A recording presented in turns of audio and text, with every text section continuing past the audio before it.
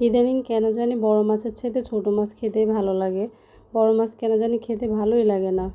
মানে বাজারে জিনিসপাতির এত দাম, কিন্তু আমার মানে দামি দামি জিনিসগুলো খেতে ভালো লাগে। যাই হোক, আসসালামু আলাইকুম, কেমন আছেন সবাই? আশা করি সবাই ভালো আছেন, আমরাও ভালো আছি। এই তো কতগুলো ছোট মাছ নিয়ে আসা হলো। আমি তো ইদানিং ছোট মাছের ফ্যান হয়ে গেছি।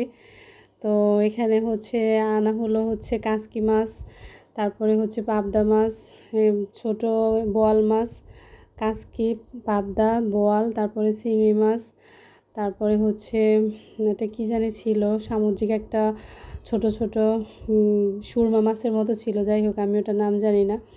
তো এগুলো নিয়ে আসা হলো, সব কিছু একদম গোটা গোটা ফ্রিজে রেখে দিচ্ছি। আর কাসকি মাছ রান্না করব। তো এই তো সব কেটে কুটে একটা আলু দিয়ে মেখে একদম রান্নায় বসাই দিলাম। প্রায় রান্নাটাও হয়ে আসলো। আর রান্না করব গরুর হাড্ডি দিয়ে বুটের ডাল।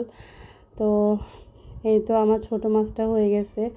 এই হাড্ডিটা রাখা হয়েছে, আসলে আমি এটা কোরবানের মাংসের হাড়।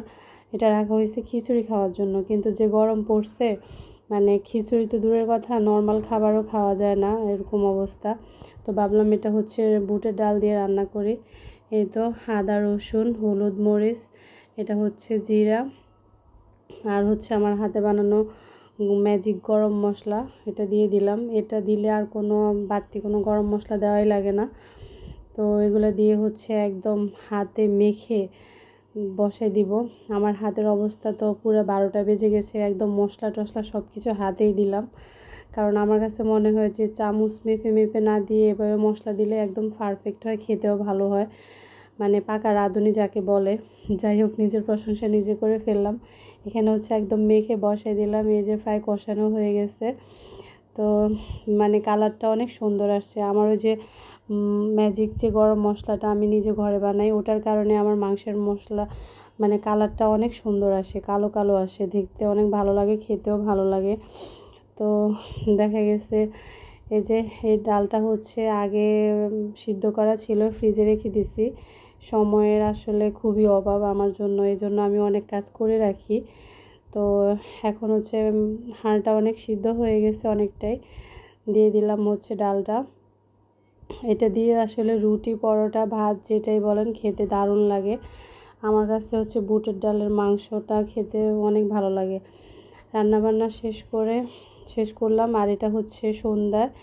এই তো সন্ধ্যায় নাস্তা ওদের আজকে চাউমিন রান্না করে দিব। তো এখানে প্রিপারেশন নিলাম, বরবটি কেটে নিলাম। আজকে গাজর ছিল না, গাজর দিই নাই। বরবটিটা যেহেতু একটু সিদ্ধ হতে সময় লাগে, এজন্য সিদ্ধ দিয়ে দিলাম বরবটি। আর বরবটিটা একটু সিদ্ধ হওয়ার পরে চাউমিনটা দিয়ে দিচ্ছি। আর এখানে soya sauce, chilli sauce, oyster সসটা নিয়ে নিলাম। আর এখানে আমার গত বছরের কি বলে ক্যাপসিকাম ছিল, আর মুরগির মাংস রান্না করা ছিল, ওগুলো একটু ঝুড়া করে নিব।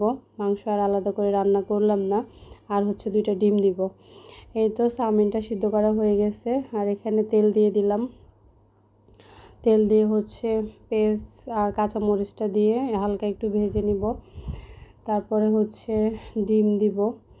ডিম ডিমের চাইতে আসলে মুরগি দিয়ে চাউমিনটা রান্না করলে বেশি মজা হয়। যাই হোক, যেহেতু রান্না করা মাংস ছিল, এই জন্য আর মানে আলাদা করে আর করি নাই, কম ছিল মাংস, এই জন্য ডিম দিলাম। এই তো মশলা কষিয়ে ডিম দিলাম, তারপরে মাংসটা দিয়ে দিলাম। দিয়ে একটু ভেজে তারপরে চাউমিনটা দিয়ে দিলাম। চাউমিনটা দেওয়ার পরে হালকা একটু ভেজে তারপরে এর উপরে যে সসটা নিয়ে নিলাম, ওটা দিয়ে দেব। এটা বাসায় এখন সবাই এটার খুব ফ্যান হয়ে গেছে। আমার ছেলেটার জ্বর, সবাই ওর জন্য দোয়া করবেন।